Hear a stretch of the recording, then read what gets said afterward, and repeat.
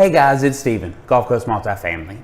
Doing another video, the basics of multifamily, this time talking about the Dscr, or Debt Service Coverage Ratio. So it's something that's always very important to multifamily, but is being brought up a lot, especially lately, with the way that interest rates are rising and some things are changing in the investing landscape when it comes to apartments. So your debt service coverage ratio is the amount of money you make compared to what your debt service is. So for every dollar you have of debt service, a bank is going to want you to have a minimum of $1.25 of net operating income, which would be a Dscr of 1.25. When you get in with bigger banks, when you start dealing in a higher end world and outside of single family and duplexes and quads, and you start buying 10 units and above, that is really the number that banks are going to look at, is how much money do you make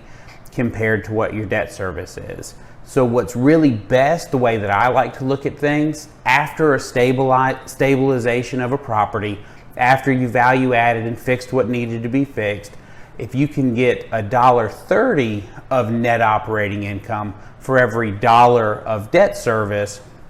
most larger banks will look very fondly on that, and you'll have a pretty good chance at being able to get continued deal flow and continued deals done after that, because you don't ever want to buy something that's too razor thin of a margin to be able to do the next thing, because there's always going to be an opportunity, there's always going to be a deal to buy. So if you've got any questions about multifamily investing or multifamily on the Gulf Coast, I'd love to hear from you. Hope you have a great rest of your day, and talk soon.